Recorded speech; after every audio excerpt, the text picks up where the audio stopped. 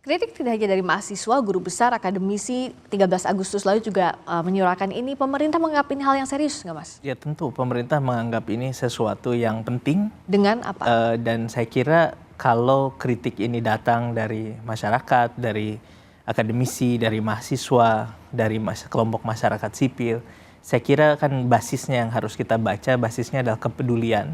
Dan basisnya adalah rasa cinta terhadap bangsa dan negara ini. Nah, dan itu juga yang dilihat pemerintah. Apa yang sudah dilakukan? Yang sudah dilakukan adalah dari waktu ke waktu ada banyak ruang untuk bisa berdialog.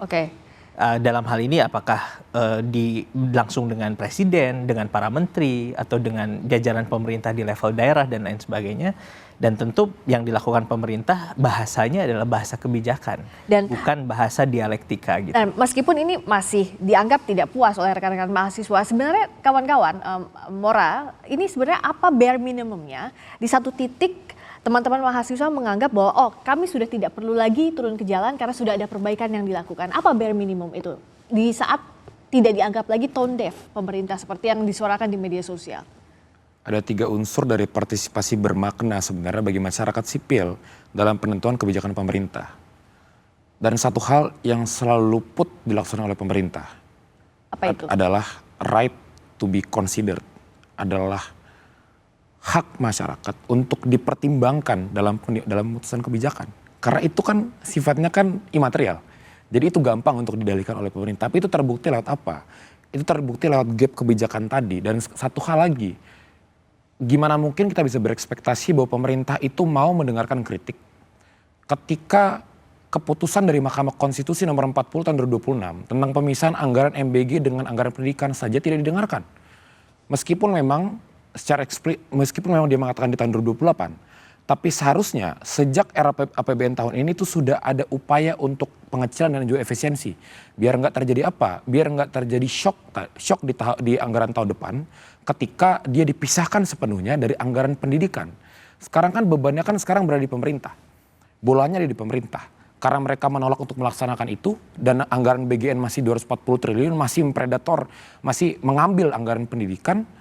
Nanti tahun depan saya udah bisa mengira ya bahwa ketika kita menuntut lagi-lagi untuk ada efisiensi dan menghentikan MBG, pasti mereka akan bilang kasihan loh program ini sudah terlalu besar, ini janji kampanye. Padahal udah disuruh sama MK. Bahkan MK sendiri aja nggak didengarkan bagaimana orang-orang seperti saya, orang-orang seperti mbaknya, orang-orang seperti penonton-penonton kita di rumah gitu. Hak untuk didengarkan. Saya kira pemerintah dipertimbangkan hak untuk dipertimbangkan tadi, right to be considered tadi.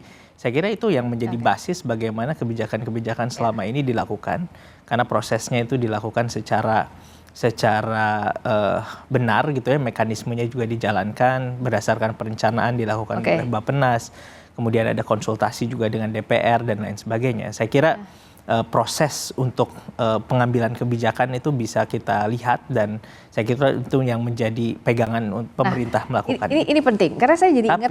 Tapi saya di sini perlu tegaskan, kan yang harus diperhatikan oleh pemerintah ini sangat kompleks dari Sabang sampai Merauke, pusat sampai daerah, kemudian segmen masyarakat dari atas sampai bawah, kemudian juga dimensi tema atau isunya banyak sekali. Dan disitulah kenapa ada yang disebut sebagai prioritas. Mana yang diprioritaskan?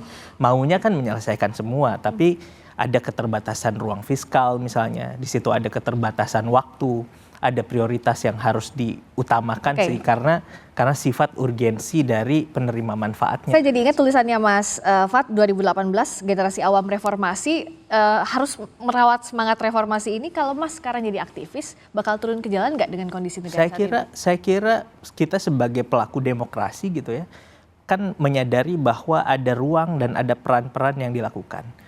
Ketika misalnya kelompok masyarakat sipil bisa menyampaikan apa? Mereka bisa memberikan kajian, menyampaikan pendapat. Jika Mas jadi mahasiswa sekarang sebagai aktivis, Anda akan turun ke jalan. Ya akan juga turun ke jalan karena itu ruangnya. Ya kira-kira demoin apa kalau Mas turun ke jalan? Ya pasti yang sesuai dengan keadaan masyarakat, yaitu yang menjadi apa yang diperjuangkan, disampaikan. Karena tugasnya ketika kita berada di ruang tadi sesuai dengan peran demokrasi misalnya, itu menyampaikan pendapat, menyampaikan usulan dan lain sebagainya. Ada juga misalnya yang perannya menjadi pressure group, memberikan pressure.